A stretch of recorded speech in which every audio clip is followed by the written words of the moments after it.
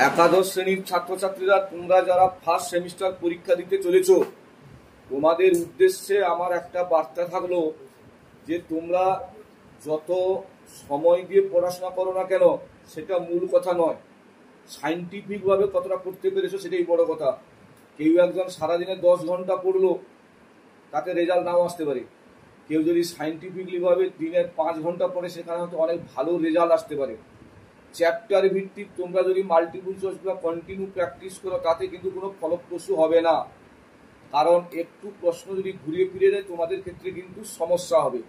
এবং তোমরা দেখবে মাল্টিপল চয়েসের যে 4টা অপশান থাকে, 4টা অপশানেরই রেজাল্ট খুব ক্লোজ থাকে। তোমাদের মনে হতে পারে 4টাই ঠিক, কিন্তু তার মধ্যে কিন্তু একটা একদম সঠিক। সেই জন্য বলছি, তোমাদের কনসেপ্টটা নিয়ে একটু কনসেপশন ক্লিয়ার করতে হবে। কনসেপশন ক্লিয়ার করতে হবে। অর্থাৎ ধরো তোমরা আজকে তোমরা পড়তে চলেছো, ধরো আমি বলছি যে পূর্ণাঙ্কবারের শুধু মাল্টিপল চয়েস প্র্যাকটিস করে কোনো লাভ নেই। পূর্ণাঙ্কবার কিভাবে পরিবর্তিত হয়, পূর্ণাঙ্কবারের সঙ্গে পারমাণবিক গুরুত্ব, তার যোজ্যতার কি সম্পর্ক, কনসেপশন ক্লিয়ার করো। তাতে যে কোনো মাল্টিপল চয়েসের কোশ্চেন করুক না কেন, তোমরা সেটা করতে পারবে।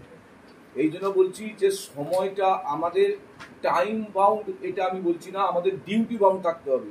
যে আমাকে কি করতে হবে, যে প্রত্যেকটা চ্যাপ্টার সম্পর্কে আমাদের কনসেপশনটা ক্লিয়ার রাখতে হবে। তবে তোমরা যে কোনো মাল্টিপল চয়েস, যে কোনো কম্পিটিটিভ এক্সামের ক্ষেত্রে তোমরা সফল হবে।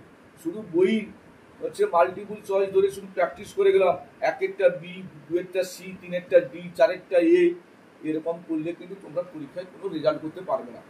অর্থাৎ তোমাদের প্রথমেই তোমাদের কনসেপশন ক্লিয়ার করতে হবে। ক্লিয়ার করার পর তোমরা এবার মাল্টিপল চয়েসে নেবে।